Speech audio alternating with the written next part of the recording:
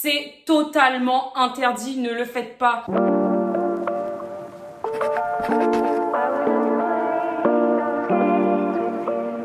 Bonjour, bonsoir, c'est Nelly de No Jam Nelly. Aujourd'hui, je vous parle de tout ce qui est petits trucs, petites astuces à connaître avant d'aller en Corée, que ce soit en vacances ou pour y déménager. Ça va être vraiment la base des bases, tout ce qui est règles de politesse, etc. Tout ce qui vous facilitera la vie une fois sur place. Une chose qui va quand même bien vous servir, même si vous allez en vacances, ce serait d'apprendre l'alphabet coréen. On ne sait jamais, il y a des endroits effectivement où vous ne retrouverez pas d'anglais ou une version romanisée du coréen. Du coup, c'est toujours pratique de connaître l'alphabet. C'est pas en apprenant l'alphabet que vous allez savoir parler coréen et que vous allez tout comprendre. 여보세요? 안녕하십니까? 좋은 아침이네요. 감사합니다. Mais en tout cas, voilà, si par exemple, imaginons que vous êtes dans un restaurant, vous voulez commander quelque chose, il n'y a pas de version anglaise, bah vous savez au moins lire en coréen. Ou bien aussi, si vous voulez regarder les petits écriteaux, etc. pour tout ce qui est arrêt, station, et que vous avez la version que en coréen, et ben vous pouvez à peu près savoir comment vous repérer. Des petites choses qui vont vous aider. Et l'alphabet coréen, il est super facile à apprendre. Moi, je l'ai appris en 30 minutes. Voilà.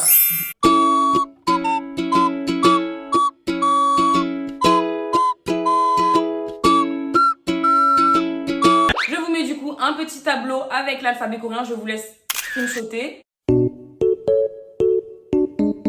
Alors pour la prochaine petite astuce, ça va être les applications à utiliser. Bien sûr, il y a des milliards d'applications que vous pouvez utiliser en Corée, surtout si vous vous installez là-bas. Mais en tout cas, si vous allez juste en vacances ou que vous vous installez dès le départ, il faut que vous ayez ces trois applications.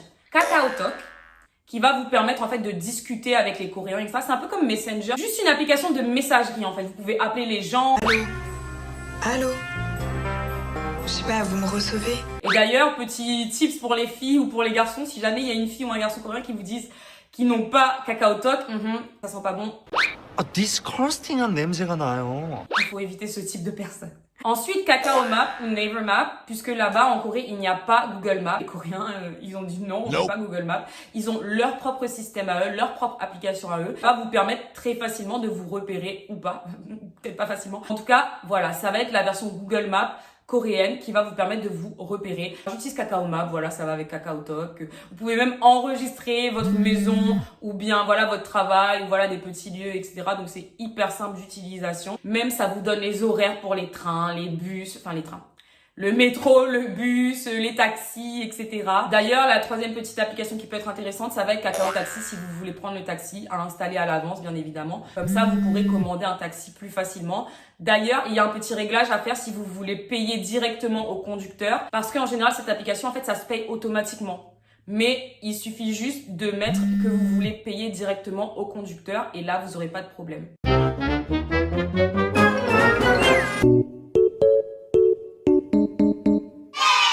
Une petite règle vraiment basique, mais que il y a beaucoup de gens qui ne savent pas forcément quand ils arrivent en Corée. Le bus, quand on entre et quand on sort, on valide sa carte, son ticket. Il ne faut pas oublier parce que ça peut vous jouer des tours, surtout si vous faites un changement, c'est-à-dire que vous prenez le bus et après vous prenez le métro. Vous pouvez avoir des problèmes par la suite. Donc vraiment, on valide en entrant et en sortant. Pareil, dans le bus, les transports en commun, etc.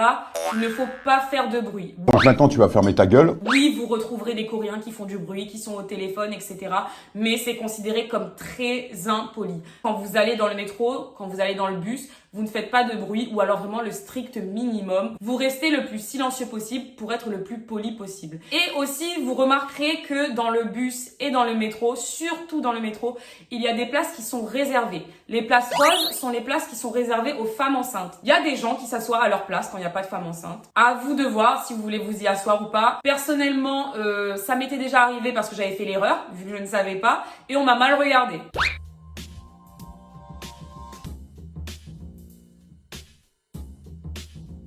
Donc, moi, je vous conseillerais de ne pas le faire. Et c'est pareil avec tout ce qui est place pour les personnes handicapées et les personnes âgées. Là, surtout, ne vous y assieds pas. Je vous disais que pour la femme enceinte, c'était peut-être possible de prendre sa place, mais en tout cas pour les personnes âgées et pour les personnes handicapées, du tout. Là, franchement, on va peut-être rien vous dire, mais on va très mal vous regarder. C'est pas comme en France où on se dit, bon, s'il y a une personne qui est handicapée, s'il y a une personne qui est âgée, je me lève et je lui laisse la place. Non, il ne faut pas s'asseoir à ces places-là. Ensuite, voilà une petite chose à savoir pour ceux qui n'ont pas forcément beaucoup voyagé. De toute façon, il y a certains pays qui ne l'ont pas aussi, mais en Corée, il y a ce qu'on appelle des convenience stores. Donc, ce sont des petits magasins qui sont ouverts 24 heures sur 24. C'est génial. Vous pouvez y aller à 3 heures du matin. Vous pouvez y aller le dimanche. C'est ouvert tout le temps et c'est hyper pratique. Vous pouvez acheter beaucoup de choses, des basiques pour, je sais pas, du dentifrice, de la nourriture. À savoir que c'est pas non plus donné, mais c'est pas non plus hyper cher, mais ça rend toujours bien service. On va commencer par la base des bases dans ce qui est règles de politesse. Peut-être que vous le savez déjà, mais en tout cas, un petit rappel ne vous fera pas de mal. Comment on dit bonjour, au revoir, merci et désolé? Pour bonjour, tout simple, on va dire annyeonghaseyo. Pour dire au revoir, il y a 2 manières de dire au revoir. Ça dépendra de si la personne s'en va ou si la personne, elle reste. Si la personne à qui vous disiez au revoir reste, si la personne à qui vous disiez au revoir reste et que c'est vous qui partez, ça va être annyeonghi kieseyo. Si la personne part, donc vous restez sur place et la personne s'en va, ça va être annyeonghi kaseyo. Le petit tips pour retenir, c'est que dans kieseyo, il y a un et comme dans reste, et que dans kaseyo, ça peut être genre casse-toi, voilà, il y a plein de gens qui disent ça, casse-toi. Mais ouais, c'est ça, allez, casse-toi, ouais. Ou en tout cas, il y a un a comme dans par. Ensuite, pour dire merci, ça va être 감사합니다. 감사합니다. Et pour dire désolé, ça va dépendre de la situation. Vous pouvez dire 죄송합니다. Si vous voulez demander quelque chose et dire s'il vous plaît, ça va être tatin, la chose que vous voulez commander, en gros la chose que vous voulez dire, et 주세요. Par exemple, imaginons que vous voulez commander de la bière ça se dit 맥주 en coréen, vous allez dire 맥주 주세요, d'accord? Donc la chose que vous voulez commander et à la fin, 주세요. Les petites règles de politesse de base, les Coréens font beaucoup de ce qu'on appelle un bow en anglais, je ne sais pas exactement comment dire en français, mais c'est juste, voilà, on s'incline. Thank you. On rentre ou on dit merci à quelqu'un, on fait ça. 안녕하세요, 감사합니다.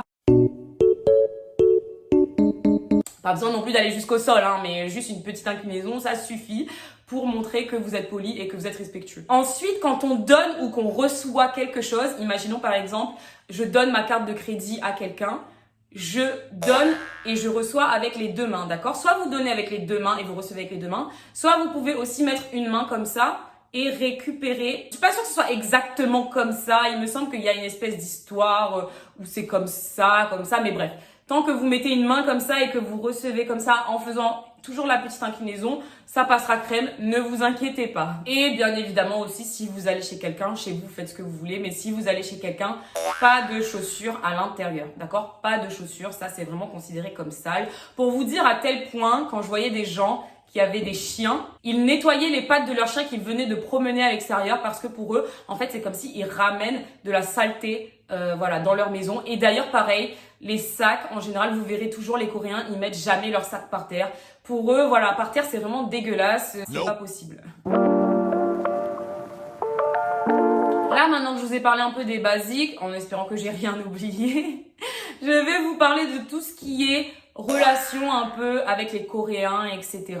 Toutes les petites choses qu'on ne sait pas vraiment, voilà, qui peuvent nous mettre dans des situations un peu, voilà. À savoir que, en Corée, la mini-jupe, ça va, les petits shorts, ça va, mais le décolleté, c'est un peu une invitation. Enfin, vous savez très bien que ce n'est pas une invitation, surtout si vous êtes une fille.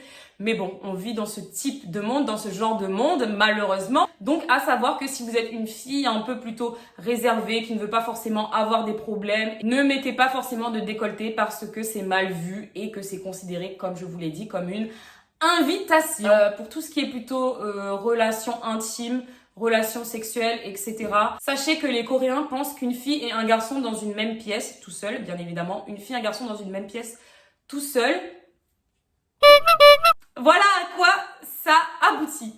Attention, d'accord? Ça, c'est dans l'imaginaire. Ça veut pas dire que c'est le cas pour tout le monde, mais dans le grand imaginaire coréen, une fille, un garçon dans la même pièce, anguille sous roche, il va se passer des choses. De la même manière, si on vous propose d'aller manger du ramyeon ou d'aller voir les papillons, je pense que voilà, je pense que vous connaissez toutes ces petites choses. C'est clairement pas pour faire ami-ami, c'est pour aller un peu plus loin.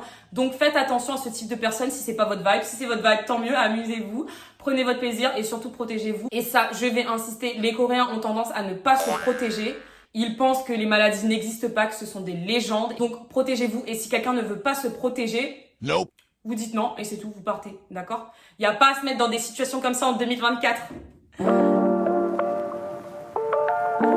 Enfin, après vous avoir parlé de sexualité, je vais vous parler de tout ce qui est vice, c'est-à-dire alcool, cigarettes, etc.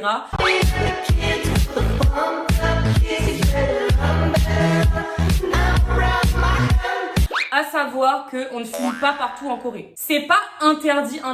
C'est pas comme, il me semble, à Singapour ou en Thaïlande où vous pouvez vraiment vous prendre des super amendes, vous pouvez vous prendre du temps de prison ou je ne sais quoi. Mais voilà, on ne fume pas au grand jour en marchant dans la rue. Ça, j'ai trop vu. Les gens, ils voyagent, mais ils ne connaissent absolument pas les règles du pays. Ça, pour moi, c'est un basique de savoir si on peut fumer ou pas à l'air libre dans un pays. En général, les Coréens, ce qu'ils font, c'est qu'ils vont dans des petites ruelles. Ils se mettent dans un petit coin pour ne pas fumer sur les gens. C'est pas comme en France où on fume au grand jour comme ça, tranquillement, sa petite cigarette. Non. Vous respectez, vous fumez dans un petit coin. La nuit, s'il y a personne, faites-vous plaisir, il n'y a pas de souci. Mais la journée ou la nuit, s'il y a du monde, on ne fume pas comme ça à l'air devant tout le monde. Après, à savoir que dans certains clubs, dans certains bars, mais plutôt les clubs, vous avez le droit de fumer. Si par exemple, il y a des gens qui sont non-fumeurs, attention, parce que si jamais vous n'aimez pas l'odeur de la cigarette, essayez de voir si dans le club où vous allez aller, les gens peuvent fumer ou pas. Comme ça vous évitera des mauvaises surprises. Parce que je sais, par exemple, moi je fume, mes amis ne fument pas. Parfois, ils vont dans des clubs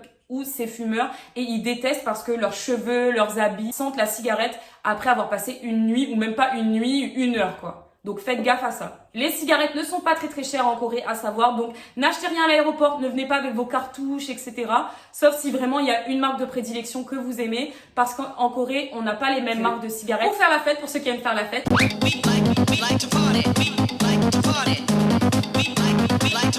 Je vous donne 3 grands quartiers qui sont les quartiers de Hongdae, Gangnam et Itaewon, sachant que Hongdae c'est vraiment très jeune, ça devient de plus en plus cosmopolite, il y a beaucoup d'étrangers là-bas. Ça devient un peu limite comme Itaewon quoi, parce qu'à la base Itaewon c'était vraiment le quartier étranger où les gens sortaient pour faire la fête, les étrangers sortaient pour faire la fête. À savoir que quand même à Itaewon, la tranche d'âge est un peu plus âgée, on va dire que ça commence comme ça, Hongdae, Itaewon et Gangnam, c'est-à-dire que les plus jeunes vont à Hongdae et les plus vieux vont à Gangnam. Bien évidemment, il y a des jeunes qui vont à Gangnam et des vieux qui vont à Hongdae aussi, mais voilà, en tout cas dans la pensée générale, dans la règle générale, c'est comme ça que ça se passe. Et à Gangnam, bien évidemment aussi, c'est un peu plus riche. Je suis très peu allée à Gangnam. Je suis surtout allée à Hongdae et Itaewon. Quand vous allez faire la fête, vous aurez des grandes promesses des Coréens qui vont vous dire oui, on va se voir une autre fois, il faut qu'on se contacte, il faut qu'on ressorte ensemble. Je veux vous dire, pour pas que votre petit cœur soit brisé en 1000 morceaux à chaque rencontre, il y a très peu de chances que ça arrive. Les gens m'aiment plus. Je suis bronzé, je suis plus bronzé, j'en ai marre, ils me disaient qu'on n'a rien gagné. Non, madame, j'ai rien gagné. Vous aurez peut-être des bonnes surprises, des gens qui vous recontacteront, des gens qui voudront sortir avec vous, mais la plupart du temps, les gens vous disent juste ça et ne vous revoient jamais et même vous ghostent. Les Coréens promettent beaucoup de choses, mais ça ne suit pas forcément derrière. L'alcool est très important en Corée. Je vais vous parler sans langue de bois. Les Coréens, pour moi, sont tous des alcooliques. Peut-être pas tous, mais voilà. Il y en a beaucoup qui sont alcooliques. Ils font que boire tout le temps. Ça ne vous choquera pas. Enfin, peut-être ça vous choquera, mais maintenant que je vous le dis, peut-être que ça vous choquera moins. De voir des gens par terre, quand vous sortez de boîte, etc. Des gens qui sont en train de cuver. Même à 19h des fois. Vous voyez déjà des cadavres, surtout dans Hongdae. C'est la base des bails. Et qui dit que les Coréens aiment beaucoup l'alcool et sont alcooliques, fait qu'ils vont souvent vous pousser à boire. Biberonne-moi ça à la grecque, cul sec.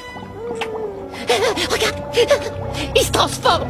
On peut pas en finir tout de suite. Non, il faut qu'il ingurgite toute la potion, jusqu'à la dernière goutte. Si vous ne buvez pas, surtout, ne rentrez pas dans ce vice.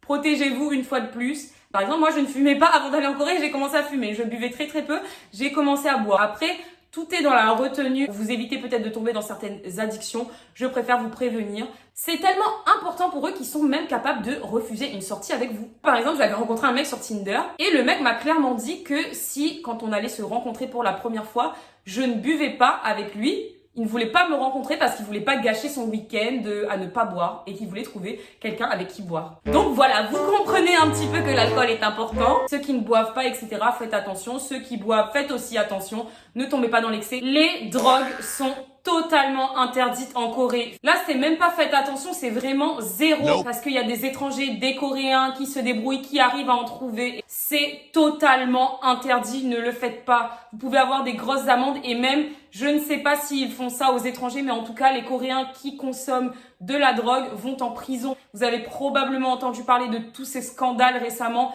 autour d'acteurs, de personnes célèbres qui étaient supposés avoir pris de la drogue. Et ça s'est très mal passé pour eux. Donc franchement, ils ne rigolent pas là-bas. Et voilà, c'était mes petits tips de base, mes petites astuces. J'espère que j'ai rien oublié. Au pire, si j'ai oublié quelque chose, je vous ferai une autre vidéo la prochaine fois dessus. Voilà, à savoir que la Corée, c'est un pays différent de la France. Forcément, la culture est différente. Les règles sont différentes. La manière de penser est différente. Donc, essayez de bien vous renseigner sur le pays dans lequel vous allez avant d'y aller, bien évidemment. Et bon séjour en Corée!